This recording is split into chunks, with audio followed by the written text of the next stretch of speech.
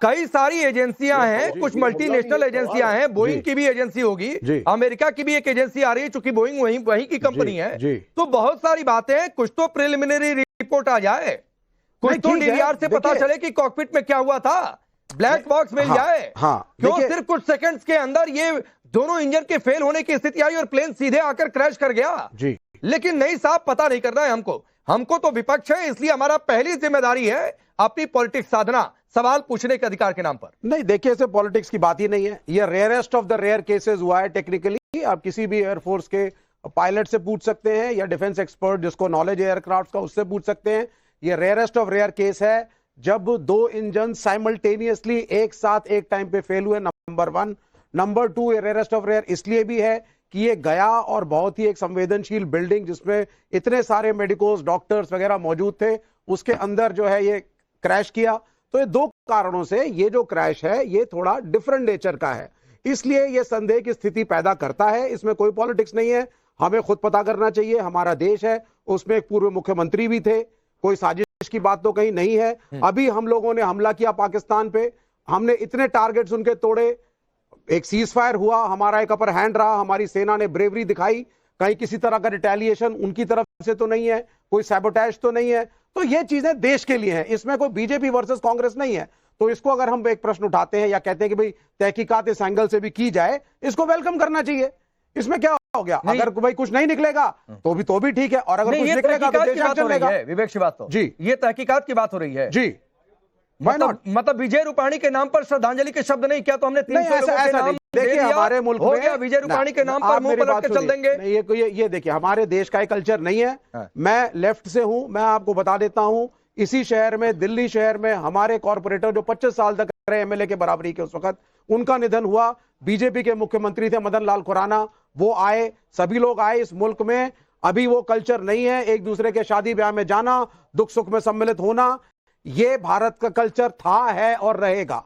ये कहना कि बीजेपी वाले व्यक्तिगत रूप से किसी कांग्रेसी से नफरत करते हैं या हम ऑपोजिशन वाले, तो मैं वही तो पूछ रहा हूं विवेक श्रीवास्तव, इतना गोल गोल घुमा रहे हैं, आप बोल नहीं पा रहे कि कांग्रेस ने जो पूछा या जो कहा, या विजय रूपाणी पर सिद्धारमैया जैसे मुड़के चल दिए, संजय राउत ने जो कहा वो ठीक कहा कि गलत कहा? विजय रूपाणी पे हमारी तरफ से ये भी एक संदेह है, पूर्व मुख्यमंत्री थे और अचानक उनको हटाया गया था, उस वक्त क्या कारण थे?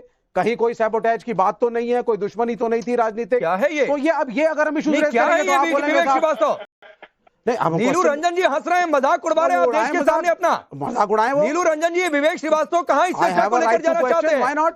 Why can't I question a conspiracy theory? भाई सवाल पूछने का सबको हक है, लेकिन सवाल तो ढंग का होना चाहिए ना। क्या ढंग का नहीं होना चाहिए सर? मारा गया है,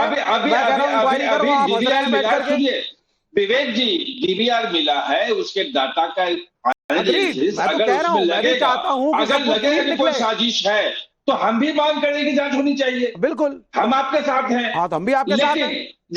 लेकिन अभी तो डाटा ही कुछ डीवीआर का एग्री कर रहे हैं सारे लोग। कहां सरकार को कोई कह रहा है कि कटघरे में खड़ा कर रहा है? रिपोर्ट कर रहे हैं ना, कह रहे हैं। नहीं, कोई नहीं कह रहा। हम सिर्फ ये कह रहे हैं कि हमारा संदेह है, इस संदेह की तहकीकात हो, और ये हर सिटीजन का राइट है।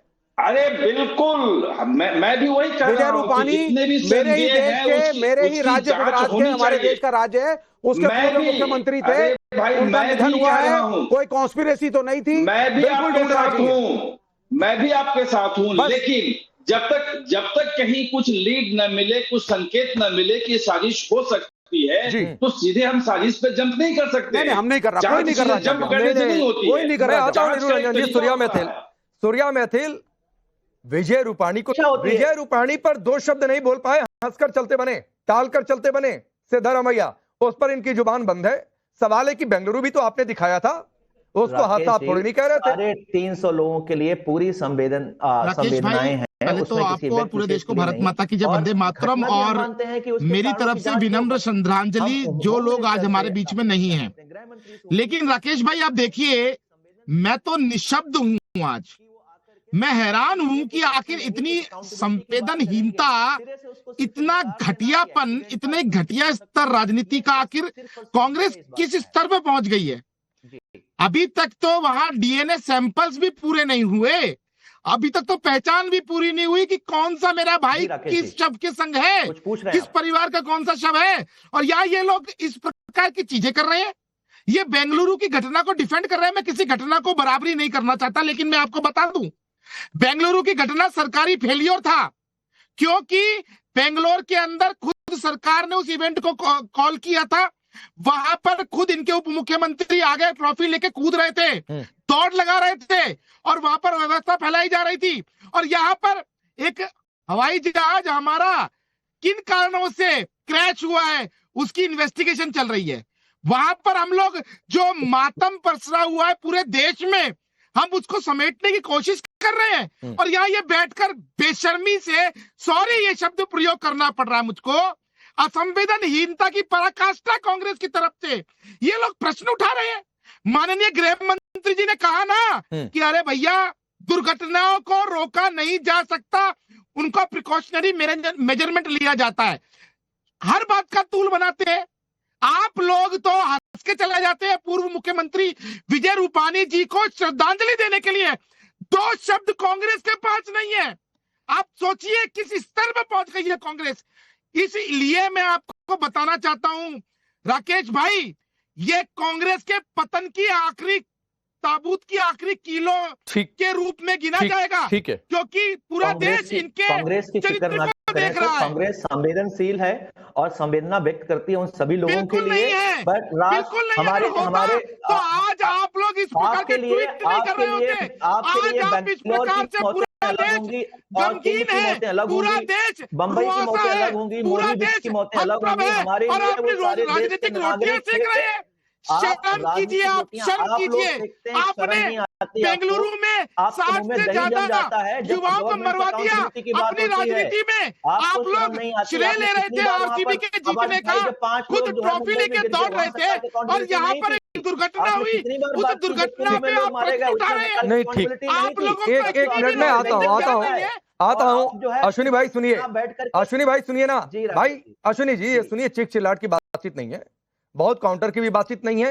आप कह रहे हैं 300 लोगों के प्रति संवेदना है, लेकिन विजय रूपाणी का नाम आएगा तो उठकर चल देंगे क्योंकि बीजेपी के थे। तो इस बात को एक्सेप्ट करिए।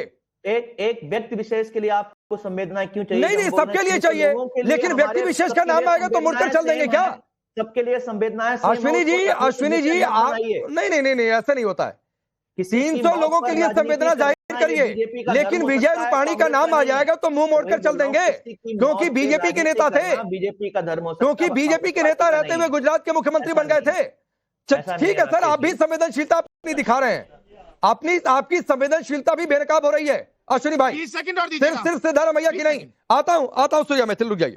साजिद सुपारी वाला संजय राउत तो पहलगाम पहुंच गए, मणिपुर पहुंच गए, अहमदाबाद की बात करते करते मौका मिला और चौका लगाना जरूरी था। देखिए पांडे जी, मैं आपको एक बात बता, जब भी कोई हादसे होते हैं ना, तो जिम्मेदारी जो है उस वक्त की सरकार की जो बनती तो है। और बात रही कि पहलगाम का हादसा हुआ, और ये जो बैंगलोर का जो हादसा हुआ, और ये जो अभी विमान का जो हादसा हुआ अहमदाबाद का, अभी मुझे एक कुछ बंदों का मैसेज आया कि अब ये क्या सच है क्या झूठ है।